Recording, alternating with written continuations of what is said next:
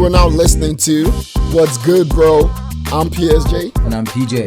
A podcast where we share new conversations and real life experiences men face. So subscribe, rate, and review wherever you get your podcast. Now to the episode.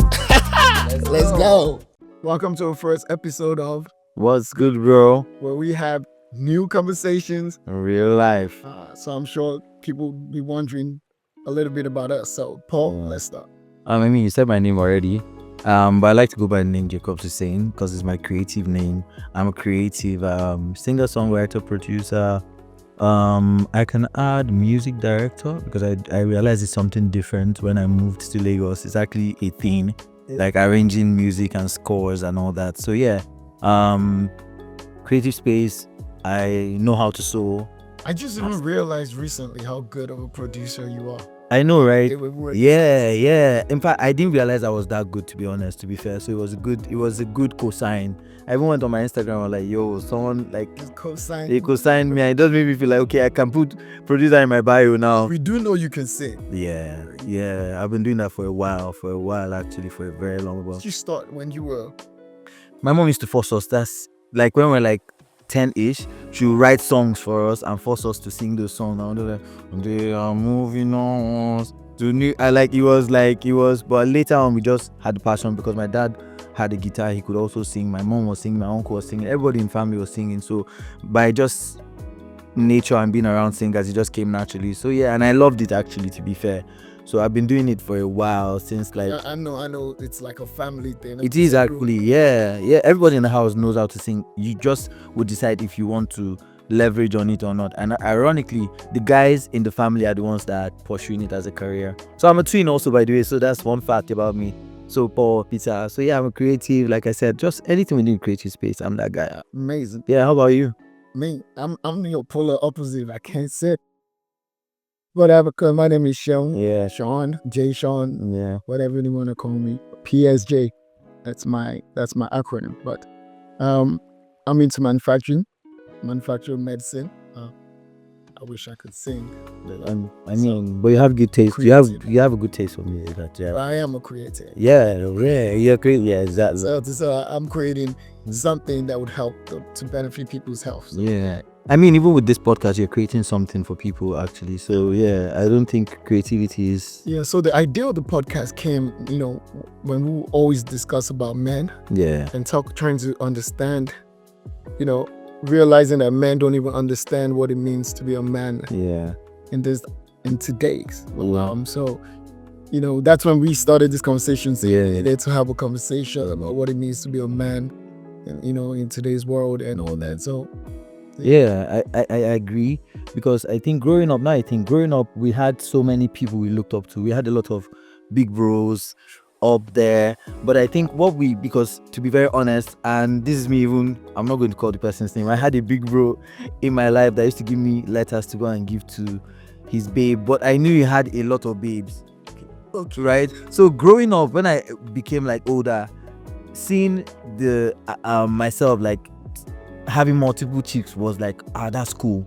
So I think a lot of times growing up, we look up to a lot of big bros, but when we now come to life and realize how complex life is, we don't have people we can navigate life easily. We don't have male role models in that sense. Like that's why we started this What's Good, Bro, so that people can literally just have an idea on how to navigate life. I remember from your story, you just got me.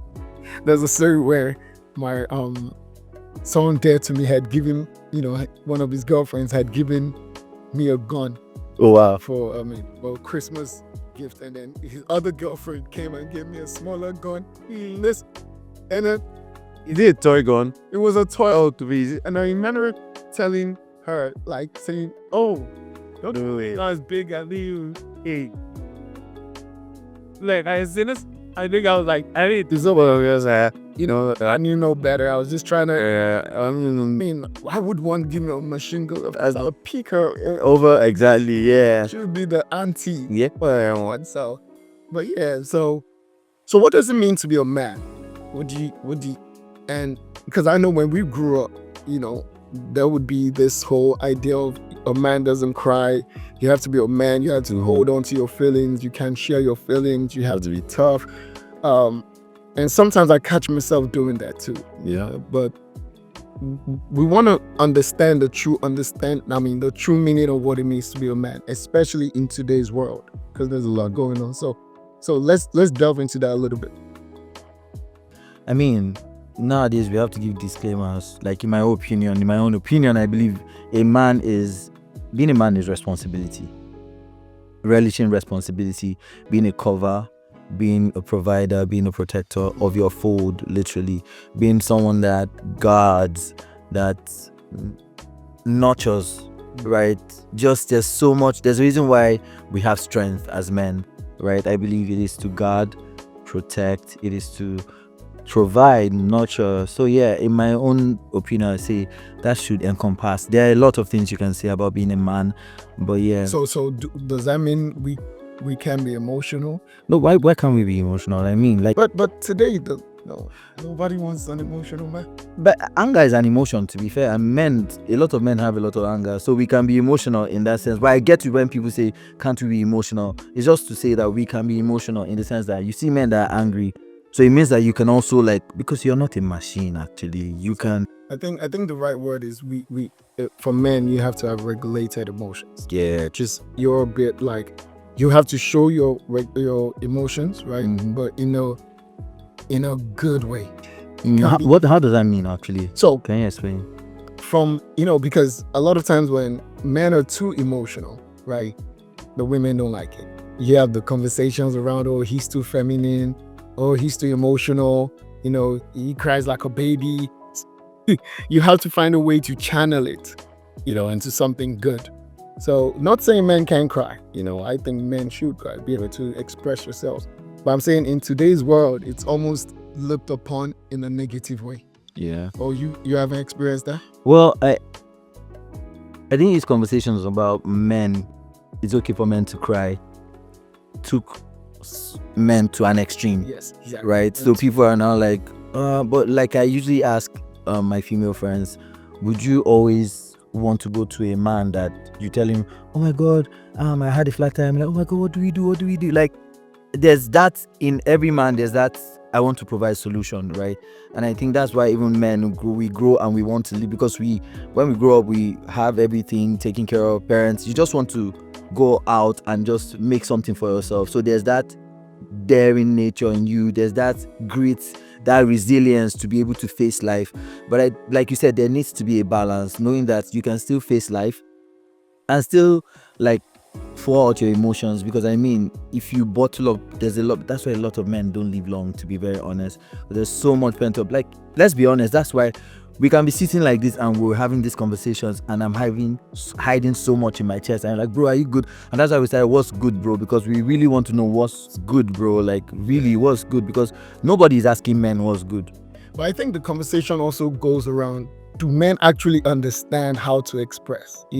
I think we find it so hard to express ourselves emotionally, because I always say it every day. There are times that you can be going through things, but because we're problem solvers, we had conversations. Yeah.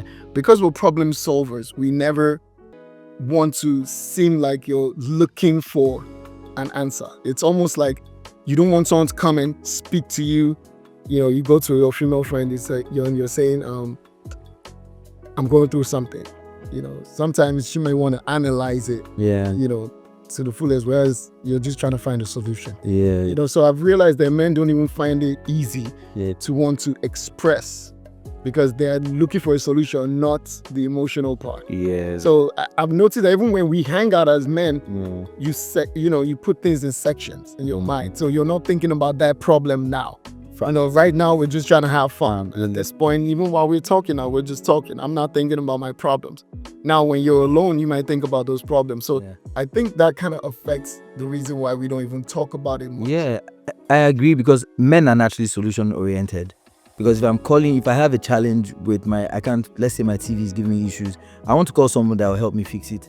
If I have something, we are very solution oriented. So if let's say I need something to be done for me, like let's say I'm even looking for money, I'm not going to call you, I'm like, I'm looking for money. Like, it's just like, what's the end? Because men always... We find it hard to even ask our own, like, fellow men for advice or for help, or because... Yeah, Why does that? I can understand it on the man to female, but man to man, why do we find it hard to not just talk to each other? I'm even saying ask for help. It's because I think maybe it's upbringing. To be fair, upbringing. If we had more dad figures, ego, but if we had more dad figures that were like, no, it's cool, I can ask for help. To be honest, how many men went to their dads to ask for help and the father didn't shame them? Your mates are supposed to be, you're out there, you're driving my car. When I was your age, I was so there's a lot of shame that has come from asking for help. That you'll be like, nah, I'd rather do it myself. I'd rather just run it myself. And you'll be like, you know what? I'll do it. And to be fair, to a large degree, it's that fuel for motivation we need, right? A lot of times, but we now run with that and we're like, nah, I'm not going to ask, because men do not like shame. We don't like embarrassment. I don't think only men, generally people do not like shame.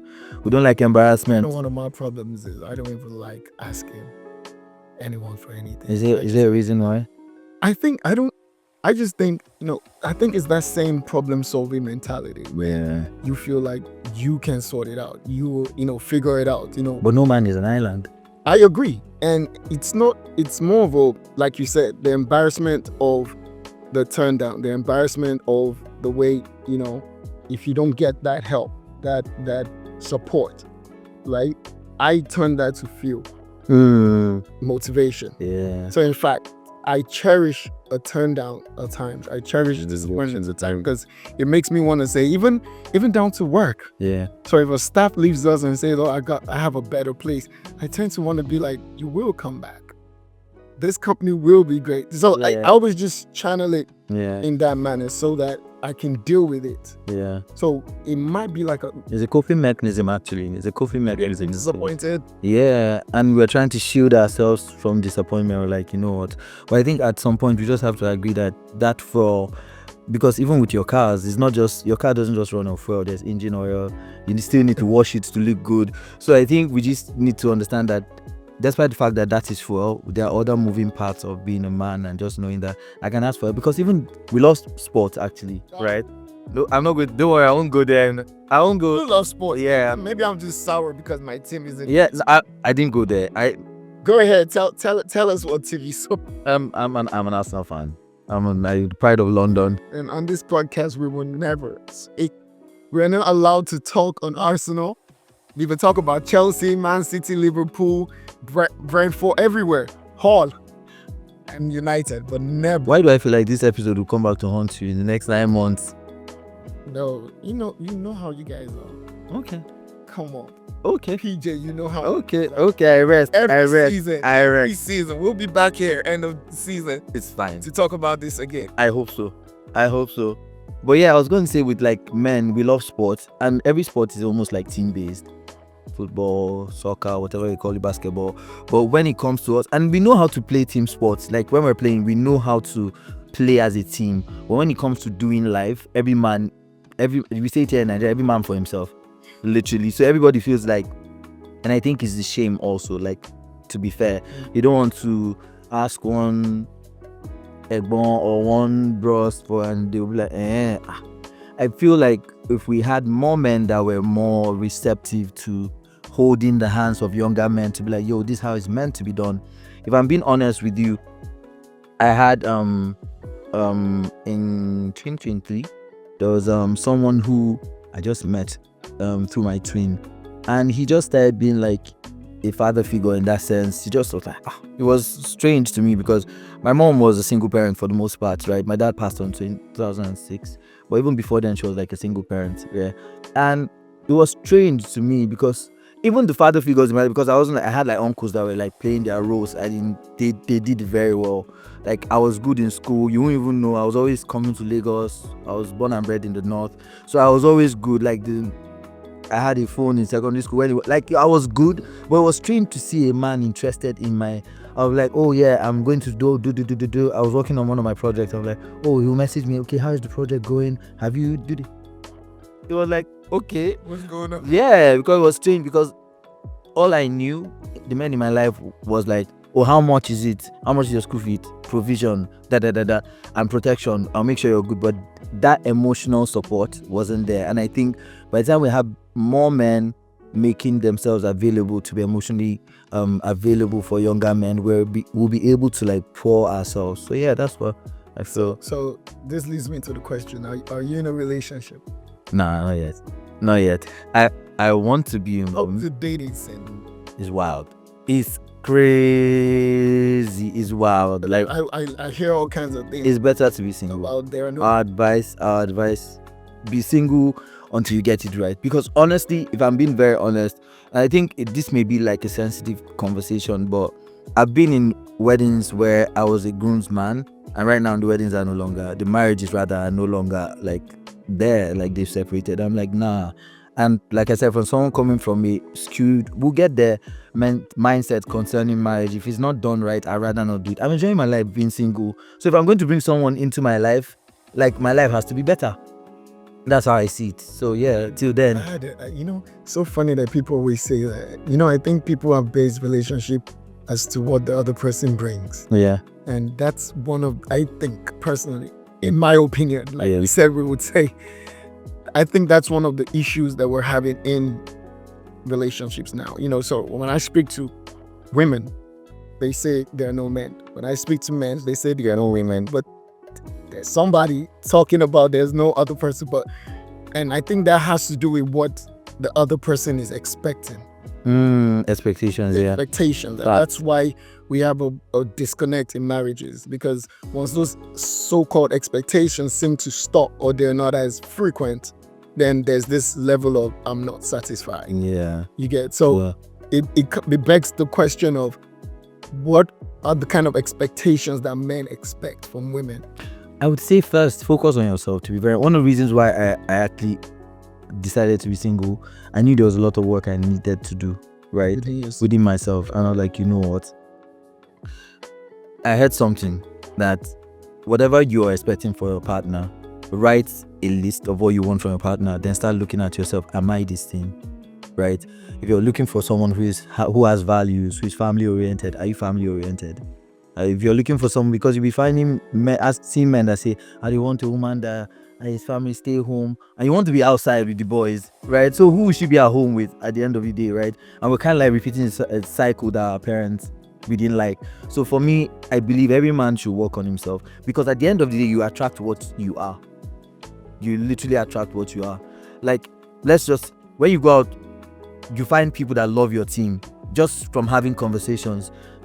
I believe you attract what you are at the end of the day. Come on, keep attracting Arsenal fans all around me. I mean, maybe you're an Arsenal fan and in your heart.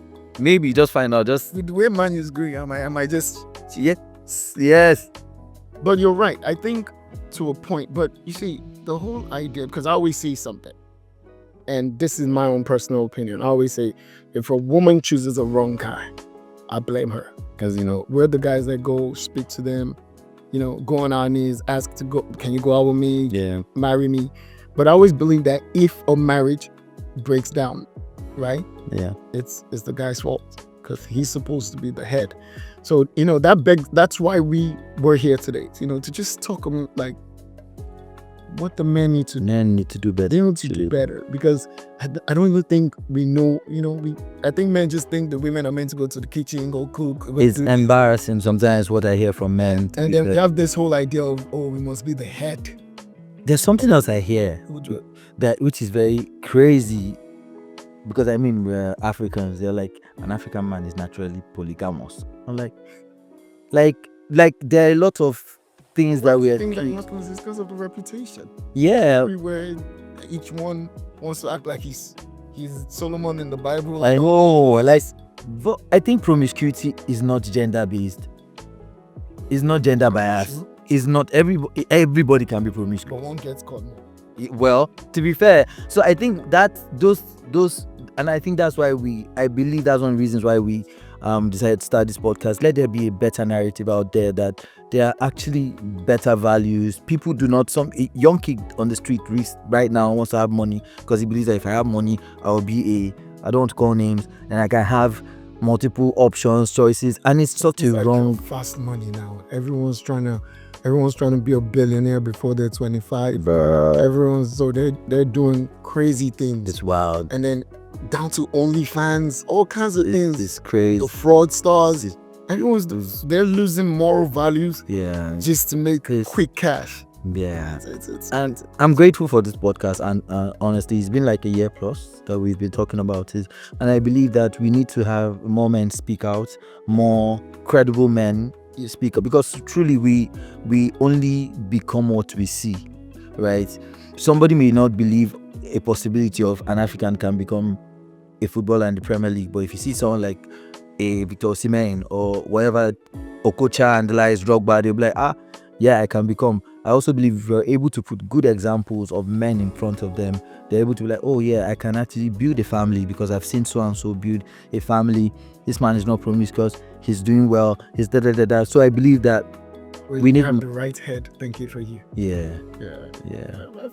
It's just so these are conversations we'll be having. Yeah, Conversations that will come centered around men, Mhm. centered around being better. Yeah. And and I'm sure we'll bring in some females to help us. Definitely, yeah. And I'm excited. I'm really excited. Wait. Yeah. So yeah, Yeah. I'm sure we'll continue. Definitely. There's so much wisdom, I mean, from you. And how about you? How would you say, like, it's been from like experiencing family life and what you grew up seeing, being inside right now, what you experience outside of it and inside as a man? So I grew up in a very traditional household. Yeah. How the men then were Mhm. different. But there were things that I realized I didn't want to take to my own home. Yeah. There were things that I realized that it wouldn't benefit the other partner, because when you think about it, your wife is supposed to be your helper. She's supposed to be someone that supports Yeah. and not A part of you, actually. Yeah, it says two become one. Yeah. But you don't take it like she's not supposed to be below. Yeah. So for me, so there were things that I saw and I was like, no, I will have a partner. I will have someone that will be ride or die, someone that I would understand and they would understand me. So that meant I needed to work on, not bringing what I had learned into work. So I remember there were times that we would have some situations and I'll get a call and be like, your wife has to. Yeah. I'm like, nah. I'm doing mine different. Yeah. Because I know who I'm dating. Yeah. I just can't take a template Yeah. of This just how it's general run. template Yeah. and use it for everyone. No, so it was one of the things I had to work on. But when I was on the outside of Yeah. it was different. At that point you already knew you weren't trying to get married. So your viewpoints are different, your approaches are different. But when you know that it's time to take on. But one thing I always did in my time was I always wanted whoever I dated to leave better than when they came in. Yeah. So you wouldn't leave me Yeah. and regret leaving me. And regret being with me. Yeah. Oh, fair. I never wanted that. So it was one of the things, and I think that prepared me Yeah. for the next. There's something you did which is quite interesting, that you said before you even met your partner, you made up your mind to stop drinking because you wanted to be better. I think drinking. that's actually very. Maybe when I was like 19, I just Wow. all morning said, "This is it." What was the motivation actually? Funny enough, the only thing I could think of then was I wanted my wife and kids to be proud of me, because I had already pictured in my head that if I kept drinking, there'll be a point that I'll always tell my wife I have to go out, I have to go hang out with the boys, and I have to do this, and I might never be home. So me making that decision was just me saying, you know what, I need to start making life decisions, right, Yeah, that early. benefit me Yeah. down the line. So woke up one morning and just stopped. And every time I would go to the club, I would always put cranberry in a cup. Well, Like it looked like maybe Red Bull or something. Or I'll put it on a champagne glass. I think Yeah. like it was. But those that were close to me knew I wasn't drinking. Yeah. And they thought it was a workout Yeah. thing, because I love to work out. We can. I'm a workout fanatic, but they used to think, because I would also leave the club early just to go get some rest. When you stop drinking, Yeah. right? Yeah. The way you enjoy the club is very different. Facts actually. Now you're aware. Yeah. When someone is dancing crazy, you're like, Right. she looks crazy. And when some dude is dancing, you're like, why So you overanalyze things. Even then, when you try to talk to women, you doesn't even flow. Yeah. Because you're more asking, oh, what do you do? What school you go to? Alright, yeah. Kind of questions. So yeah, but that was my motivation. I just wanted, to start preparing, where I was going. So I just decided, it was crazy because I wasn't a drunk. Yeah. I wouldn't go and come back drunk. I would just be tipsy, be okay. Yeah. And I would always have a bar in my house, but I wouldn't drink in my house. So it wasn't like I was like an alcoholic or nothing. It was just more, I just woke up and did it and just did it. And then I was like 19. So everyone looked at me like, and when they would ask, and I was like, I just want my wife and kids to be proud of me. It seemed like I was so far-fetched. Yeah. I was crazy, but I see the benefits now. So, and I think that's one of the things that you and I have spoken about, how to make decisions that would benefit you on the long run. Yeah. You need to start making them now. Yeah. Kind of like you. I know you had a situation now. Yeah. Comfortable sharing. No, why? Sure. But I was going to even ask something because I realized with many men, when you ask them, like literally take a poll right now, many men, what's stopping you from getting married? I want to make money first. So people feel like preparation for marriage as a man is only from the financial standpoint. So you see people going to marriage. I used to ask people, if you're going to travel to relocate to a place, you see people doing like research where I want to go, even if it's for school, and you're spending 4 years, but you're going to delve into something that will take the rest of your life, and people haven't read books, haven't listened to anything that is regarding marriage. So many times I hear from guys, I'm like, no, leave, I want to make money first. But you made a decision for your family, even years before, like years. It's quite very, very inspiring and interesting because it just shows that there's more to being a man, even in marriage, beyond finances. Even with the finances, you can never, and I keep telling everyone that I come across, because I have friends that have said that too, and I've always told them, you can never be financially ready if that is your belief. I've heard that often, actually. Never be financially ready. So it's one of those things. Now marriage is expensive. I do agree. So now weddings, actually. What I would advise is that you be comfortable for yourself. At least, can you take care of yourself comfortably? If you can, right? The blessings of the marriage will come upon you. So the way I look at it is, can you take care of yourself? Not that you're struggling, to bring a woman to come and struggle with her. Yeah. I don't. But at least, can you give it a shot? Because see, both of you will work towards making something for the family. So the support, okay, let me give you an example. When I used to go to work before I was married, I would come back and it would be, you're just going to your room, you're just chilling, you're just on your own. But ever since I got married, there's this you come home to a happy home, you come home to someone that's smiling, you come home to someone you can talk to, someone that you can express yourself. A companion. So it's a whole different, so that gives you a new life for work tomorrow. The next thing and then the person also becomes your motivation. It's different if you're living for yourself. Yeah. For me now, I can be like, yo, give me 100,000. Right. I'm good, right? But if I know how to take care of someone else, maybe some other little, mini-me's and stuff, like, yo, I need to make motivation. So, it does motivate. So I always tell my man, do not forget trying to be the richest guy before, because to be honest, you wouldn't even get a real woman. You mean getting a hustler as a wife? Like, let's be real. You would, because you already have the money. So what they'll be looking for is the money. So So from a single guy, I can say it's true. It's difficult to get people to actually love you for, a lot of people say they want people to love them for who they are, but many times we hide who we are and we'll bring something else. The guy who wants to say he wants someone to love them for, but you've already brought money as your first what's that in leg, if I will use that word. So why would people love you for who he is? Actually crazy in dating space right now. What we'll do is we will bring that to the next episode. Okay. Because I know we're running out of time now. Oh yeah. Oh yeah. Oh wow. It was quick. You were really quick. Yeah. Right. Enjoying that. Yeah, we're enjoying. All right. So definitely next time. Yeah, definitely. All right. Definitely.